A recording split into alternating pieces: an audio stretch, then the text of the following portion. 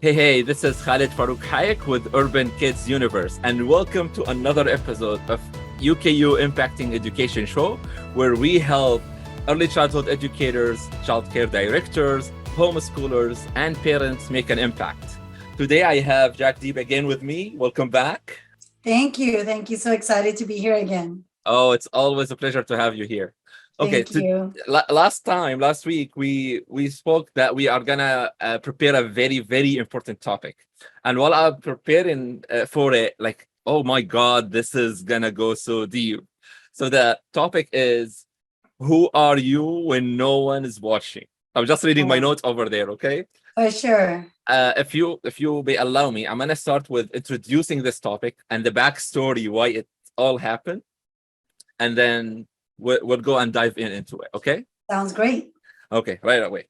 So here is the catch. So basically, I am part of a group where I have two coaches, Tony Robbins and Dean Graciosi. And last week on Thursday, Friday, and Saturday, we had a very immersed workshop where we like spent with them like 9 hours, like full day for 3 days. Okay. And at the very first day, Dean, he shared, and I'm going to add it to this video, by the way. He said, the theme of this workshop is going to be, who are you when no one's watching? This is the theme I want to share with you guys. I want to share is, who are we? And if you want to write this down, you should. Who are we when no one's watching? Let's think about that theme. Who are we when no one's watching? The reason I could say that to this group is because no one is watching us publicly, right? How we win publicly is the choices and what we do privately. This is private. This is just our group. This is just us, right? There's no one seeing you go through this. There's no one seeing you that you had to put things on hold, get a babysitter, take off work, do it while you're juggling 5 other things, get someone else to pick up the kids at school. You had to overcome imposter syndrome. You had to overcome, should I really do this? And am I qualified to do it? I'm an introvert, or I'm not really, I don't have much to share. You had to overcome all that alone. Nobody's watching that. And he shared the story where I'm gonna share it with our audience as well. So he said, Michael Jordan, he is Michael Jordan just because he does the work when no one is watching, and then he win inside the arena. Okay. And he brought that example where he, like, every day he had this goal for himself that every day he has to every day shoot the ball for 1,200 times. And this is the reason when the game started, like when he threw the ball, he's very certain, his body language is very certain. He knows it's gonna hit. Absolutely. It's going to be a goal because he did a lot of work. Now, after we talked last week, at the same night, like Sunday night, Sunday evening, we were watching an old movie called Like Mike. And then after we finished it, I told my kids, okay, what did we learn here? Because that kid, he felt the power of Michael Jordan because he's taking his sneakers. And then I told them, let's learn this. Who are you when no one's watching? And we started talking about it. Okay. So this is exactly what happened. And we want to go dive into it together here so we can like see how we as parents can impact our kids, because who are you when no one's watching, when we are talking about that age group, Right. all the work on us. For sure. Absolutely. Or even as teachers, Yeah. all the work on us because they are absorbing on that age group, right? Which is the Yes. toddler. Okay. This is the intro. Thank you. Yeah, this Uh, is great. I can't wait to dig into this topic. Like you said, awesome. it's gonna go deep. Oh my God, that's really awesome. So I'm gonna start with a question here. I have my notes. Why we have these two personalities? This is where I started with it. Okay, like, who are you when no one's watching? That mean, like, you can have people see you in a certain way when they are watching, and you are different when no one watching.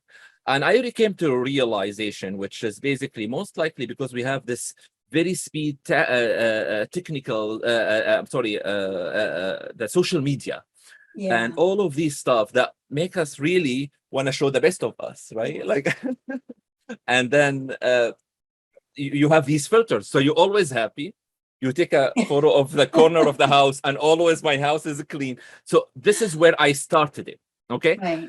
And let's start from this point and target the audience right now as parent first, and then we dive into it. Good? Yes, absolutely. Yeah. Tell me a little bit about it.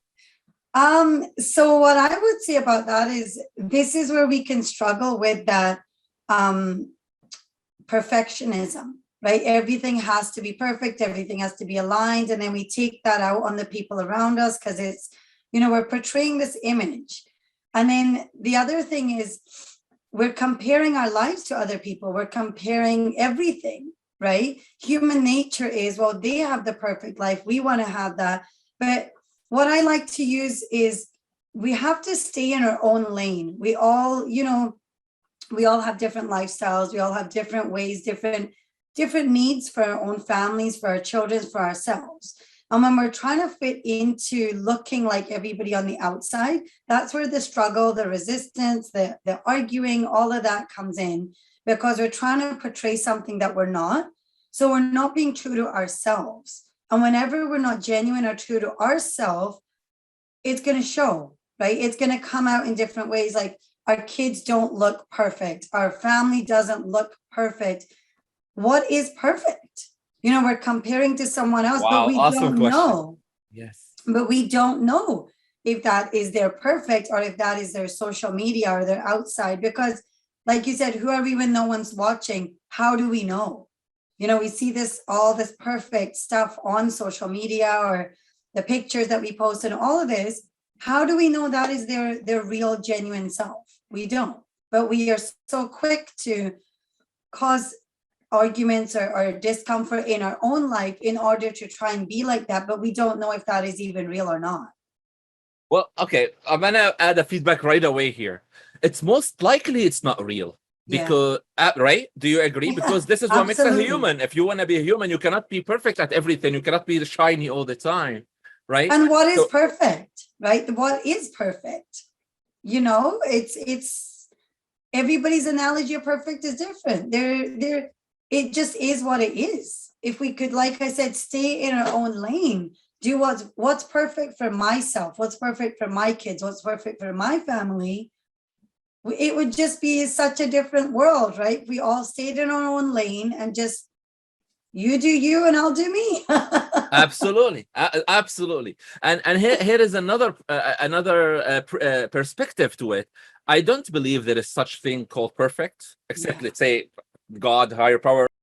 Like for us, the minute you reach the perfection point, there is another goal. Right, it's another level that you released right now. You're gonna aim to it. So it's comparing me to me or to the old me more than being aiming to the perfection. Absolutely, yes, yeah. Here you go. Being the better, like being better than you were yesterday. Leave everybody else out of it. Compare you to you. I love that. Awesome. And here, if we basically we're achieving goals, we're not achieving perfectionism. Right, or perfection, right? We're achieving that milestone every single time, and we progress and we enjoy that progress. People, I believe, they're gonna feel guilt, they're gonna feel some depression when they will never reach that goal that they are aiming to compare themselves to other people. There will always be somebody higher in that exact situation than your step right now, right? Like it's always, so you're not gonna. And it's great to have goals. It's great to have these goals that we want to reach, but just like you said, be better than you were yesterday, not who your neighbor was or someone else, or be better than you were yesterday. And that is when we can focus on ourselves and our family and our needs. It's just, you're gonna reach those goals, right? Because you're working as a group together to be better. But when we're stuck on that outside vision, we're actually losing the people around us because everybody can't fit into a box. There is no box to fit into. We have created this box that we're trying to fit into. Where's the box? I love that terminology. I'm gonna quote it, by the way. Where is the box? Totally. Okay, let's dive right into this point where we apply it to the kids. Okay, now we all know the kids are very smart, even from the young age, and I believe they absorb all of that when we are trying to be not ourselves. And we show these two different person, they just absorb it, and it's gonna be part of their personalities if we were not really careful about how we do it with ourselves, right? Elaborate a little bit on that, please, for us. So we're setting these standards for kids, which we're conditioning them that if things don't look like this, then something is wrong, right? So we are teaching them that you're not perfect the way that you are. It's great to have goals and achieve things and talk to kids about that. Look, we achieved this. Last year we were here, this year we're here. 6 months ago we were there, now we're here. Or look at last year you couldn't do the alphabet, but now look at how much you're reading. Those little achievements to show them, rather than we haven't focused on what is going well rather than what's not going well. Because there's always things going well and there's always things not going well. It's where you're going to choose your focus. So when we have these standards that we are trying to meet, look at how we feel as adults when we feel incompetent, right? Imagine how children feel who are trying to navigate their life, navigate the world, and they have these adults telling them, if you don't do it this way, that means there's something wrong with you, right? It really goes really deep when we think about how we are conditioning these children to believe they are not perfect just the way that they are. Yes. Wow. Absolutely. Oh my God. This is a lot to take in. And honestly, like, we are really conditioning them in a rogue way if we're not doing it right. Sadly. And just focus on those little steps. You look at how much more of the alphabet you can do now. Look at the reading. Look at how you ride your bike now. Or just remind them, remember when you were learning to ride your bike? Now look at you go. Right? Okay, here is the feedback. I believe a lot of parents, they just react to the situation in life. They don't have in mind that reminding them in a very systematic way, let's call it. It's very important. It is so important. The child, they don't know they're hitting goals. They've always been like getting some lectures from their parents. Don't do this, don't do this. But like, you're not reminding them how much they achieved. They already like came along so long already. Like, they achieved a lot. Yeah. And when we focus on what they're doing well, they're going to want to achieve those goals, but it's in a way of we're not making them competitive. We're just going, look at how well you're doing. Think about us. When someone tells us how well we're doing, we want to keep doing better. When someone says, well, you didn't do very good here, we feel depleted, right? We feel like, oh, well, I tried, I didn't achieve my goal. But if we focus on what they did do well, we're giving them that boost of confidence. Absolutely. You know what? I'm gonna mention a very short story here. Last week, you gave me this homework where I'm gonna take my kids to the dollar store, and then we are going to touch only the thing that we are gonna buy. And I loved it when earlier today, when you just were texting me and you were asking me, okay, I'm very excited, I want to hear what happened. And off air, before we start this call, we talk about it a little bit. I'll be honest with you. When I did this systematic way, and I told them this is our goal, and then we went through it, and then we applied it, and then they loved it. They saw the outcome, and then during the week, I took them again to the mall, Soga Mall here in Waterloo, and then they applied it automatically. It's just now part of their mindset. It's just amazing when you systemize everything. And the other thing to see is how quick that shift happened, right? We think, oh, this is gonna, and some things do take time. As we get older, we're more conditioned. It takes longer to break that conditioning, but just to focus on, look at how fast kids can really pick up on things when the adults, it's the way that we say it to them. It's the way that we explain it to them, and they pick up on it. They're so amazing. Kids are so amazing. It's unbelievably amazing. It's so much. Oh my God. Okay, let me go start with my questions, okay, or my points. Okay, so I have here one of the points that we as a parent can become that role model, so that we can show that who we are when no one's watching. Number one, we have to be there for them, right? You have to be present. If you are not present, or not, like, even if you are physically there, but you're not present, you cannot really do that development. You cannot really empower them. Okay, give us a little bit details about this point. Well, let's use our phones for an example. We're always on our phones. This is the where we are in the world, right?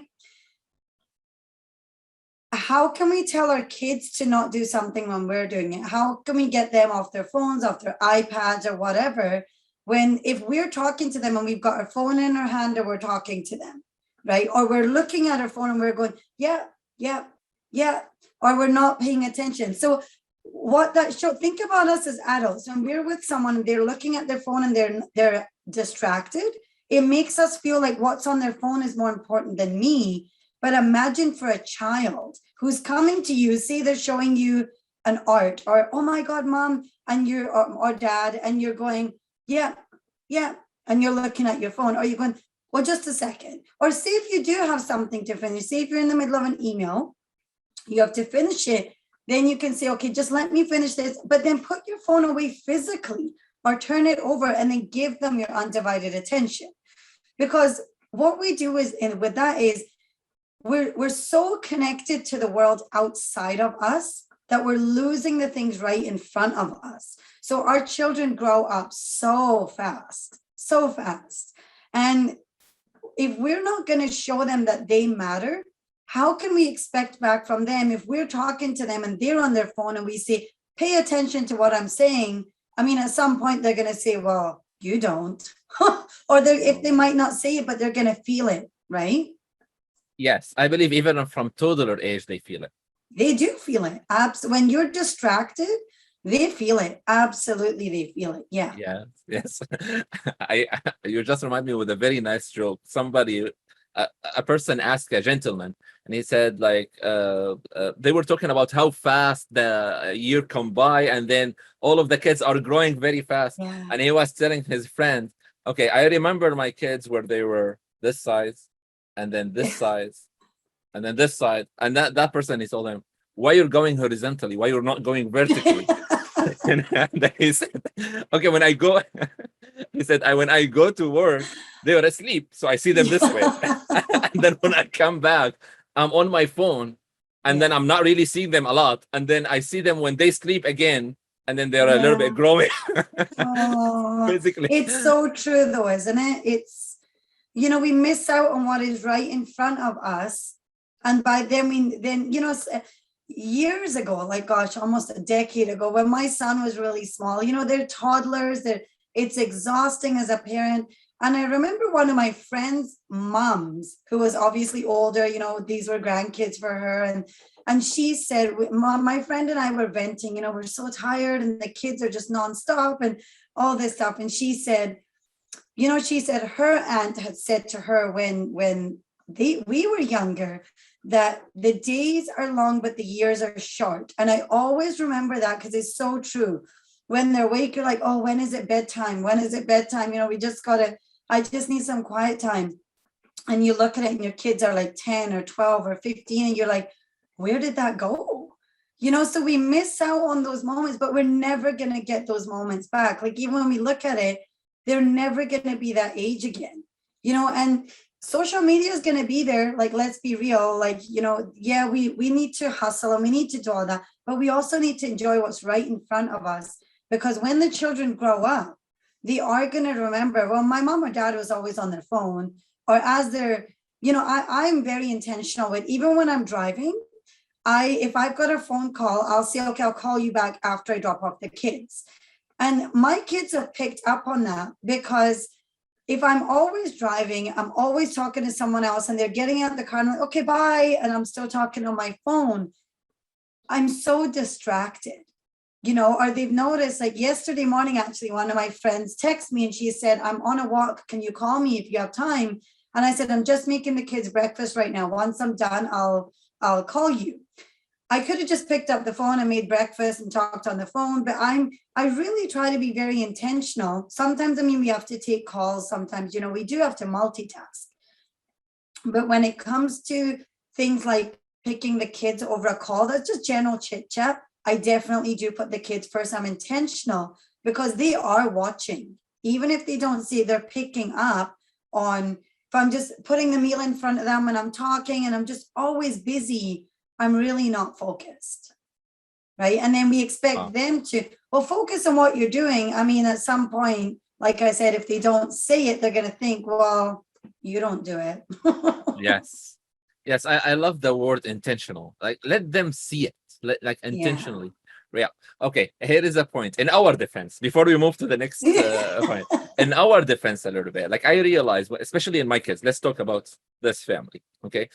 I am sitting here on the computer, and then they're coming from upstairs. They start their sentence talking to me from upstairs. I don't even understand it. I didn't even hear it. Now, when this coming over and over and over again, to the point I wanted to set some rules. And as a strategic rules that, okay, at this time I cannot, at this time I can. To the point I told Hiba, my wife, I told her, I'm really thinking very seriously to put the light like on the stairs, and then if it's red, that means he's busy. The green. Okay, it's the point is that was a joke, but it came from somewhere where, because we don't have a strategic way of showing them, okay, now I'm really busy, I can't. Or now, like you said, it's a chit chat talk, so I can absolutely give them the priority here, because we just go over the day without that strategic methodology. Here where we are losing it. Do you agree? I do. I do agree.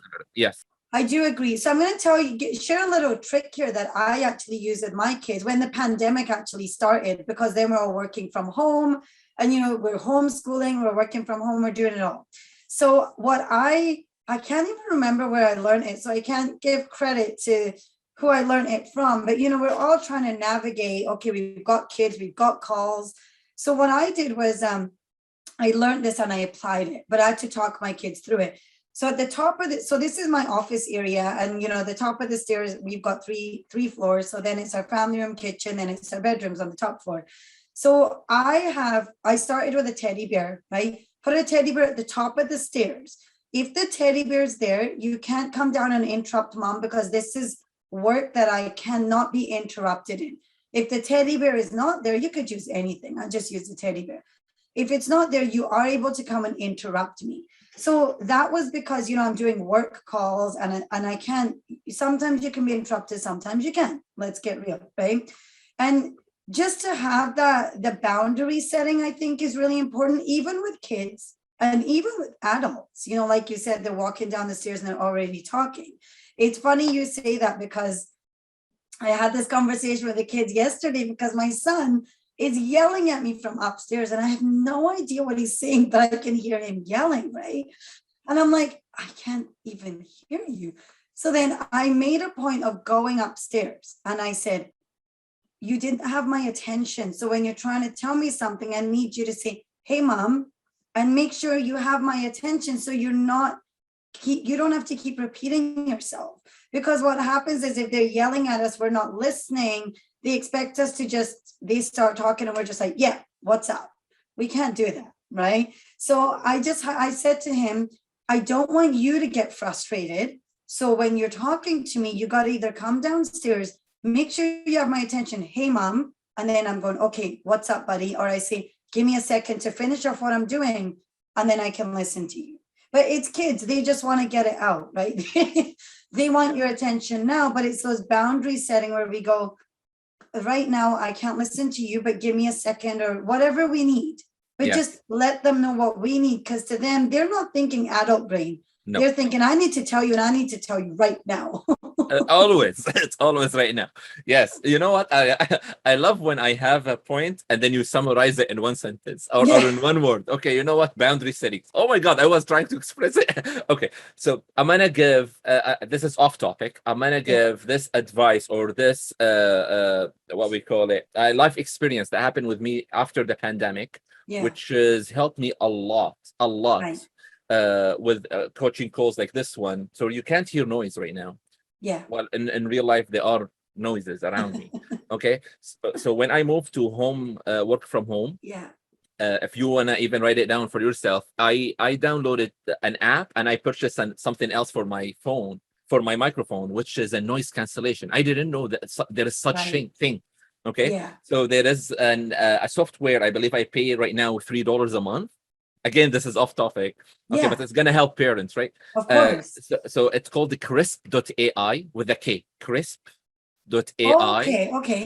And it's canceling the noise to the point if I am, Wow. let me just grab something here. So I'm gonna have a keyboard, for example, and I'm clicking on the keyboard. Can you hear anything? You cannot hear it. Why? It's automatic. It's automatically canceling the noise. And I have a fan here right next to me, and it's pushing air exactly toward the microphone. You cannot hear it.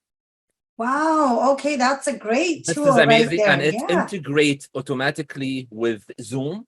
All you have to go to Zoom and you choose a crisp microphone, and it just cancel everything. It just basically understand, because it's AI. It understand my own voice and cancel Right. everything else.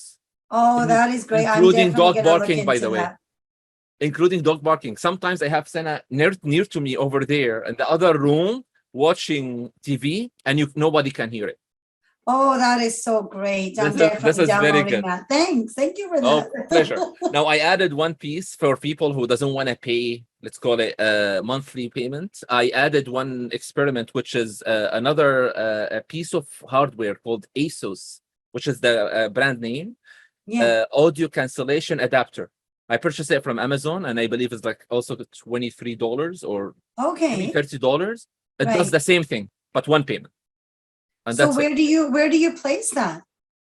So you plug the microphone, right? Right. So you plug the microphone to it, and then to USB, Ah, okay. and that's it. It's AI cancellation from ASUS. Oh, that's amazing. So these Okay. two help me a lot. Yeah, Okay. for And I sure. believe, guys, it's gonna help you. Now let's go back to apply Yeah. this to the topic. Yesterday, Hiba, my wife, was saying, okay, come on, I'm calling you from upstairs and you can't hear me. So Oh. I did for her sake. So I don't want her to be frustrated. I also brought this Amazon Alexa. It's a small Right. screen, maybe like $200. And then I Yeah. have it near to me. And she just pressed, Alexa, tell Khaled I need you. And then a message came here, pop up next to me. Oh, I need you. Oh my God, my wife needs me. Right. So this is Right. also can ease the work. Okay. Yeah, absolutely. Oh, I love that. Thanks for sharing those tools. That's Oh, pleasure, amazing. pleasure. And I'll give you the links as well. Yeah, like, absolutely. later Please on, do. so you can have them. Yes, Okay, for sure. let's go back to the next point, please. I have here create an authentic communication and put your phone away. We already covered this one. Project. This is amazing from you. I know you have done this a lot. Okay, to everybody around you, including myself, which is project a lot of positive energy. And a lot of people, they don't know, like, so I'm gonna explain it a little bit. A lot of people, they say, okay, like everybody gonna be positive to their kids. Well, not everybody. This is number one. Okay. Number two, here where I wrote down, acknowledge the situation, even if it's wrong. It's okay. That's wrong is wrong, and you call it wrong. Okay. But all you have to do is to see the positive intention from the kids, even with the outcome was wrong a little bit. Okay. So, and then walk them through it and tell them, again, here I have another point, which is tell them the positive outcome that could happen if they did it this way in a different different route. Okay. I know this is like domain and field and everything. Okay.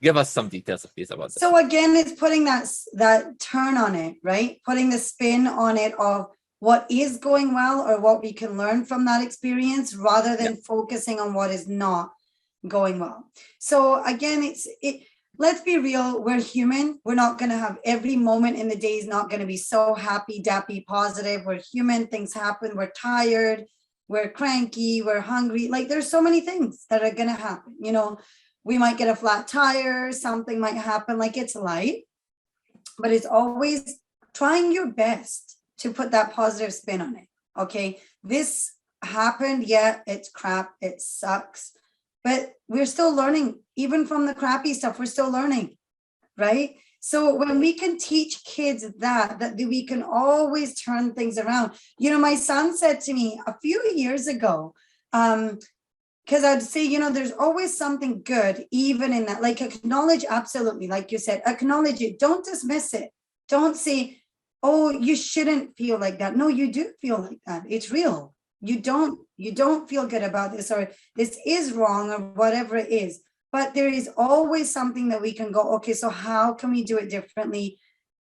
Not in a lecturing way, but again, get their brain going. Go, okay, how do you think that went? And then they'll tell you, oh, I didn't like that, or, I didn't, whatever they say. And then get their brain going. So how do you think that you could do that differently next time? And if they say, well, I don't know, as they get older, they do the whole, I don't know. And I see as the kids get older, my friend last week said to me, oh my gosh, I wish I'd used this on my kids 10 years ago. Hers are older than mine. And I said, when my son says, because, the boys, and as they get older, they say a lot of, I don't know. So then I say, so then who knows? And then he just goes, oh, because if you don't know, and again, give them ideas. So how about this? And then you can actually see their brain starts working. It really does. Is if you just observe them, give them a little bit of like tidbits to kind of get their brain going. So, okay, what about if you did it this way? Then they go, oh, okay, then they start thinking. So don't give them all the answers. You just touched to my next point right away, which came from my own experience. For the sake of saving time, I realized I am just giving them the solution right away. And I keep learning. By the way, I learned this a lot from you, honestly. When you say, ask them, Khaled, ask them. Okay. So you just touched to the very, very strong point, which is you need to ask them the right questions instead of just give them the easy solution. Yeah. And it's as parents, we think we know best and we just want a quick fix. But the quick fix in the long term is not going to help them in life when they can't run to mom or dad and they're in the moment, say they're in school or something. Who are they going to reach to? I mean, it's great for us. We're here to guide them and support them. We don't know all the answers. Like I say, my kids are my best teachers. I have learned so much more in life being a parent than I could have ever learned just being me. Oh my God. Yes. Yes. The best job, like for myself, the most amazing job that I have is being a parent. It's very rewarding and it's not easy. It's very, it's challenging, but it's also very rewarding when we see our kids use the tools and we see them do well. It makes you go, oh my gosh, okay, they are learning. I'm not just, I'm not just doing this, they're taking it away. So it does take time, but like you tested the dollar store with your kids and in less than a week, you saw that it worked. Oh yeah. Oh my God. Yeah, that's amazing. Yeah. Thank you. Thank you for that advice. Oh, you're so welcome. Okay. Let me go touch to the next point. Okay. So this point is for a little bit older age group, not a toddler, a little bit older, like when they grow up a little bit. Help the kids discover their truth by engaging them in question. This is the one that you just told us about it, where, okay, ask them these questions. Don't give them the very easy solution. I believe we really have to implement this. We have to train ourselves to ask them the questions. And if we don't know questions, we have to do some research so we can. Okay. So, okay. The next one. Absolutely. So something I learned as well in one of the parent groups that I was in, and it really helped me with my kids as well, was to also remember, and I went back thinking about my brother and my dad and my mom, and, because we kind of think back to all of our relationships.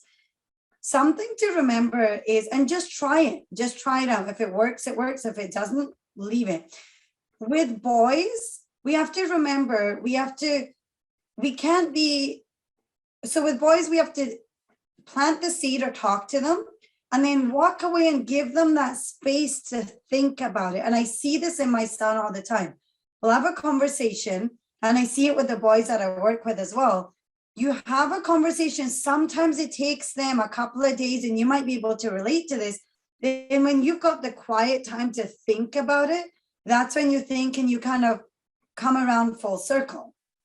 With girls, they need to talk and talk and talk and talk and talk. And you go, and when you look at this around you, it makes sense. If you keep talking at a boy or a male, even especially as they get older, they're going to learn to shut you out. They're not gonna, it doesn't work. If you talk to them and then you let them be, give them that space, give them that pause, you will see how fast that comes around as well. The masculine and feminine, we all have both within us, but when we look at the boys and the girls, the communication style is different. Girls need to talk and talk and talk. The boys, talk to them, let them be, walk away, and they will think, and then that's how they implement things. We've got to really figure out how to communicate with different people. It all comes down to personality, communication, all of it. Like my son is a talker. When he sits in the car after school, he just starts talking. And there's people that I like, some of the moms will say, I can't get my boys to talk. I ask them, how was school? And they're like, it was fine. It was good. My son sits in the car and I'm literally like, here we go. And this happened. And he's 12. He's going to be 13 in May. But it's took that time to get there. It took the work of, you're allowed to speak. You're allowed to share. When he shared, I didn't shut him down. I allowed him to speak, because sometimes I'm just like, my gosh, okay, I don't need to know every single thing, but I'm not going to shut it down, because as soon as I start shutting it down, he's going to stop telling me things. Absolutely. He's going to feel, okay, she's going to shut me down. So let's not share it at the first place. Yes. So okay. Just a little bit of little. This is amazing. By the way, like if I'm going to add two points to this one, it's going to be exactly if the boy need the time, like just tell them and then give them time and step aside for 2 days and then come back to it. That's going to give you a bit more time, so you can even do your own research to learn more about it, right? Like this is number one. Number two, for the girls, that will teach us how to listen, because honestly, we should make a full episode on this one. Yeah. A lot of people, they don't really listen. Yes. Right? Like they don't observe. They're just like, okay, keep going. It's like a radio. And we listen to respond, right? We're thinking, how am I going to respond to this? Because we're so uncomfortable with the quiet. We think as soon as someone finishes talking, we need to start talking, right? That's human nature. Exactly. Okay, let's give this one for another coaching session, because absolutely it's very important, especially for us adults, right? Yes. Okay, totally. Let's go. Let me just scroll down here. Okay. I have it here as telling the children or the kids, you are not the center of the universe. If they knew that they are not the center of the universe, that absolutely will make them be the same when no one is watching versus when everyone is watching. Okay, may I give you a backstory on this one, a short backstory? Absolutely, One day I was working like back in Syria before I come to Canada. I was like, I got contacted by someone came from outside the country to do the work with our office. And I used to teach graphic design for too long. Okay. And then, so I told him, okay, well, let's meet at a restaurant after my work on over dinner, because like I finish at 9:30 p.m. or almost sometimes 10. So right. I can't meet you during the day. You have to wait. And when I went there, and he started this exactly, he started right away. He said, Khalid, you know why we chose you? I don't even know you, man. I don't know. You started the conversation this way. He said, because when you were teaching, so basically you are exposed. Your personality is really exposed to everybody. It's not like you are at the office and no one knows your personality. We realized, Khalid, that you are really the same person all of the time. You're not really faking it. I told him, like, how we fake it? And he said this word exactly to me, and I used it as a lesson.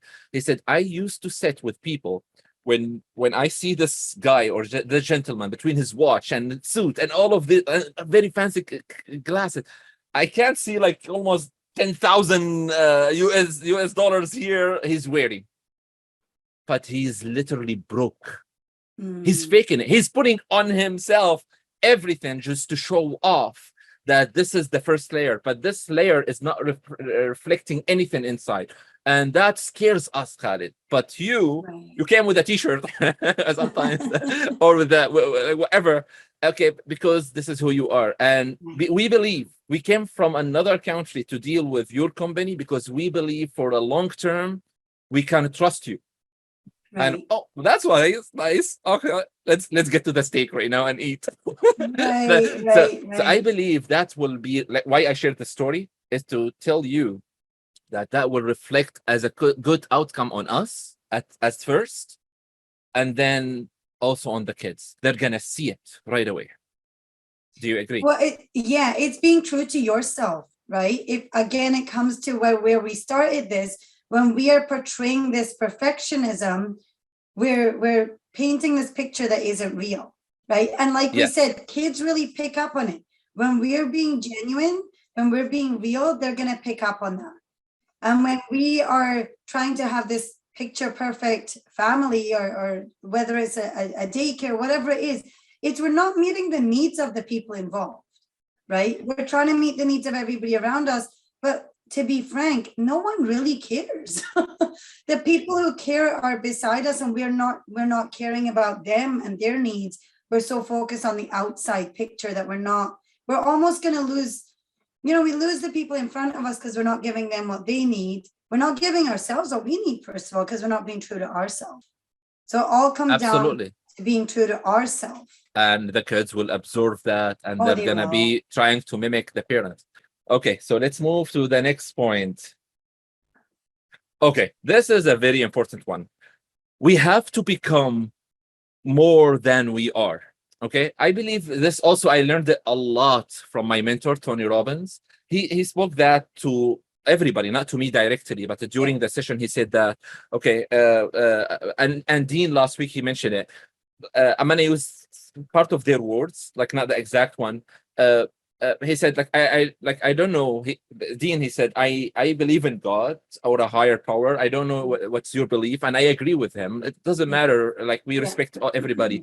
But the point is, he said, when you believe with a higher power, whether you believe that you have to do more, and it's not about you, that means you will contribute always, regardless, right?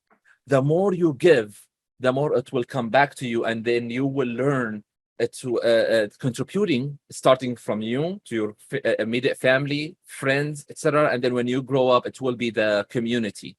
Now, this is very good with the kids. I actually applied it. I actually really took that advice and I applied Yeah. it with the kids. I start like for Lema and Farouk first, for the two older one, I start giving them extra money per week. What we call that term in English? Chore? Not sure what we call it when we give them allowance, Yeah. basically. Yeah.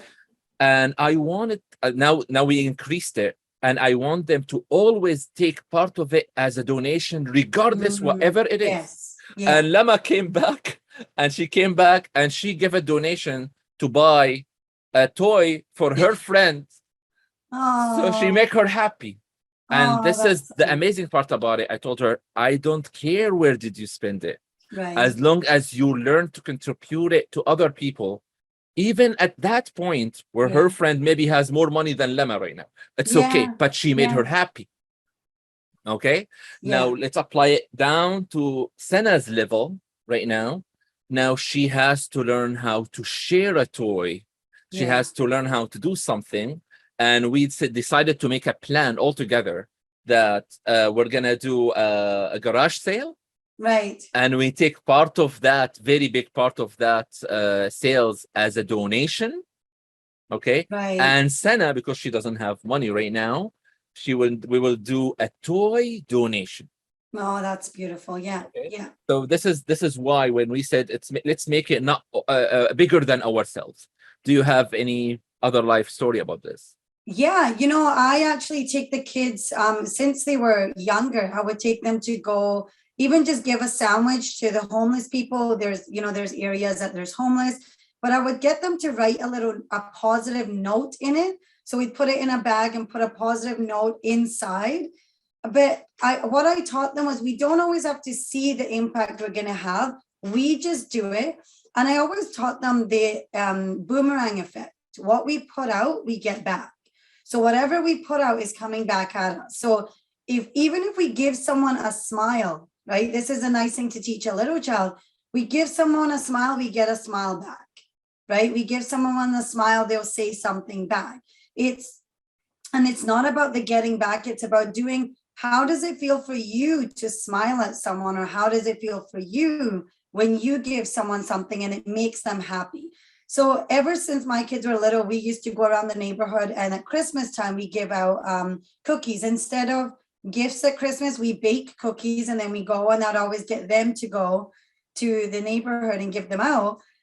Last year with the pandemic, we couldn't do it, but the year before, we gave out, I think, 76 containers of cookies. All the teachers, all the services, everything, we give them cookies, but we bake them, we do it. And it's always teaching them to, it doesn't always have to be money. Like you said, it can be a doll, it can be a toy, it can be a positive word. So my daughter, she's 9, she makes these positive cards. So every time she gives someone a gift now, she writes something positive on there as a surprise. Or if we send a birthday card, she'll do a little drawing and like something positive to say, like, keep smiling. Or last year we did a Christmas card exchange just with random people. It was a Facebook group we joined. And in each card, I got the kids to write something nice to the person. They don't know us. We're probably never going to meet them, but they get this surprise card. It's a group. We've all got different addresses. We don't know the people.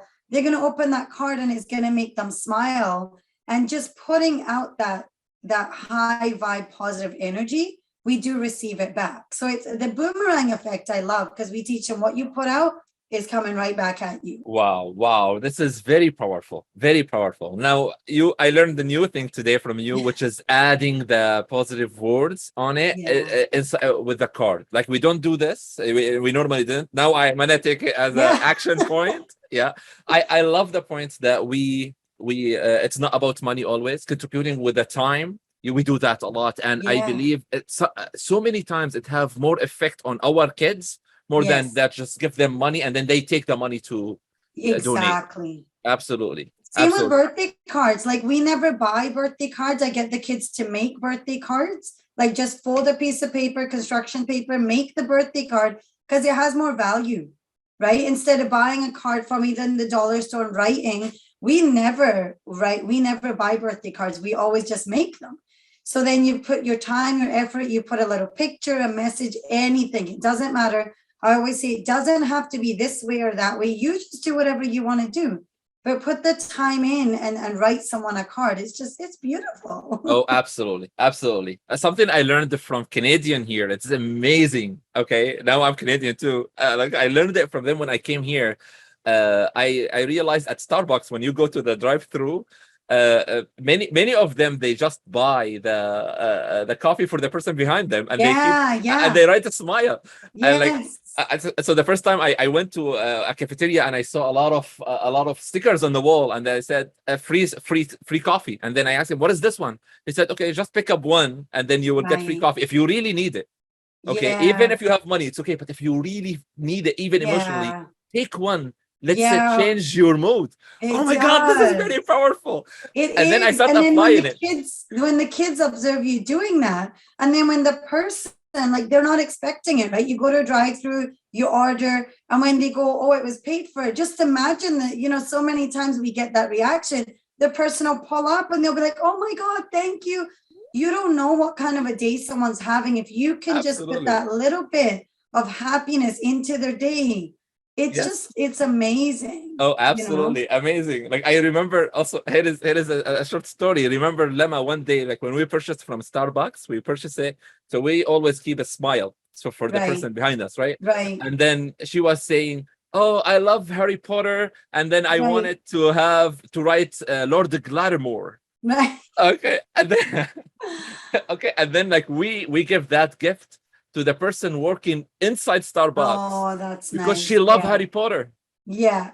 Okay, so it's just amazing. This is, I believe, a very nice life lesson that teach them to be who they are, regardless the situation. This is amazing. Okay. One last example on this one. I always try to teach my kids, especially when we go on a family trip, to eat outside. And I tell them after that, let's say we go to get a coffee or dinner or something, and then I leave the tip sometimes, especially for a Starbucks, let's say, or like for these students who are working hard after they study. I leave the tip 100% of the invoice, of the receipt. Wow. Okay, so $20 tip. Okay, and I asked them, okay, guys, the tip, it goes for who? Let's say for the waiter. Mhm. And they said, oh, it's for me. Or sometimes they say, okay, mostly for me, 10% for the people working in the kitchen. Okay, so, okay, we ate for $20, $25. Here is a 25. And here is where Lema learned it. And then she said, I want to give a cup of coffee to somebody, and I'm going to write Lord Glaramore with a smile on it. And oh my God, she absorbed it. So Yeah, this they is do. amazing. This is They amazing do. life. Okay. And again, awesome. it's important to remember it doesn't have to be big. This is what we want to teach them. It doesn't have to be big. It can be something very small. Totally. Just, just a smile even, or a positive word. It's teaching them from the small steps, right? And then getting to the bigger stuff, like big or small, whatever anybody can do, right? Because everybody's lifestyles are different, and there really is no wrong. And this is what I say, there really is no wrong way to do something good. Yes, absolutely. Okay, we'll come to the last point, which is I believe I have two more points, which is do not judge them. Okay. Yeah. Especially with the word, because they're going to focus on the judging part. Yes. And the last one, which is part of it as well, we need to teach them that you are always enough. You don't have to show anything else. You are enough. Yeah. Okay, let's wrap up with this one about you are enough. Give us something. So I actually, on our bathroom mirrors, on both of the kids' bathrooms, I have a sticky note that says you are enough. And so even if they don't have to say it. They don't, even if you read it. So even when their friends come over or anything, like, we never take it up. It's just on there. So whoever reads it. So it's we're just putting it in their brain. They're always seeing it. They're believing it. Because again, it comes to, we as adults have to see that instead. And I love that you brought in the judgment, right? If we think about ourselves, if we've had 10 good things happen in a day, and someone says one thing to us, what do we focus on? We focus on that one thing. We don't look at everything else went well. We go, but that thing went wrong. So children are the same way. So if we can keep, for one thing, do 5 good things, or the sticky notes, I have sticky notes on my kitchen cabinets. We have them on the stairs. I really don't care if someone comes over, because you can absorb the positivity as well. Just have different things written on the sticky notes. Put it on their closet, put it on their door, put it in their lunch kits. I've always put sticky notes in my kids' lunch kits. So when they go to school, they open up their lunch, they have a little sticky note in there saying, I hope you have a good day, or I love you, or you are enough, anything. It's that little surprise that they get. Amazing. Yeah, it's the little surprise that they get, and it just makes their heart happy, right? Amazing. Oh my goodness. You're setting the levels high, which is, I love it.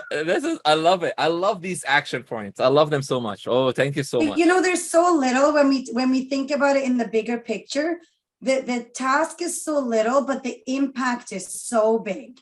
Think about if the kids are having a rough day, even as adults, we can do it to our spouses. We can do it to anybody.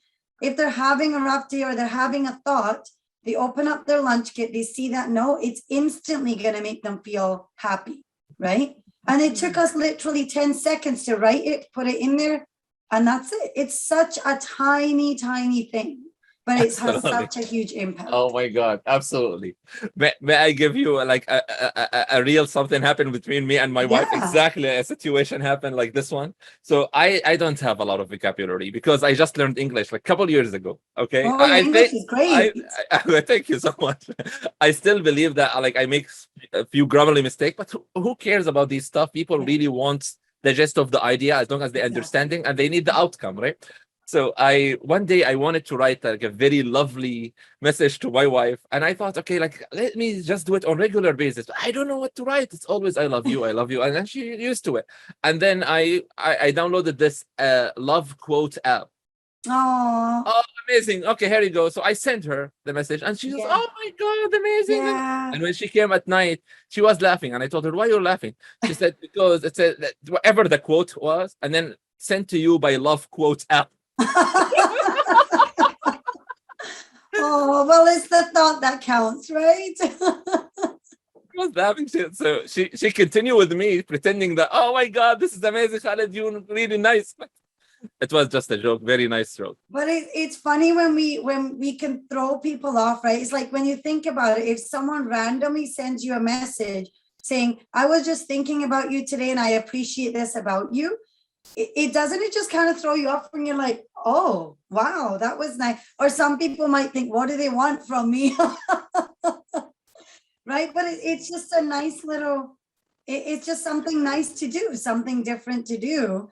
And it just, if you can put a smile on someone's face, I mean, that to me, it's huge. It really is. Yes, and do it anyway, regardless, right? Yeah, Like, do it regardless, they anyway. thought, oh, what they need from me. No, do it anyway, because cares? this is Yeah. who we are. Yeah, exactly. Oh my God, this is amazing. We went a little bit over the time. Thank Oh, you that's so okay. much. Thank you so much for your time. Yeah, Okay. this was great. Thank you so much. I love these. So we'll see what our topic is for next week. Absolutely, absolutely. Thank you again for your time, and you have a wonderful weekend. You too. You're Guys, welcome. this is UKU Impact in Education Show. My name is Khaled. I'm your host at UKU, and today was Who Are You When No One's Watching. Until next time, cheers. Bye. Bye for now.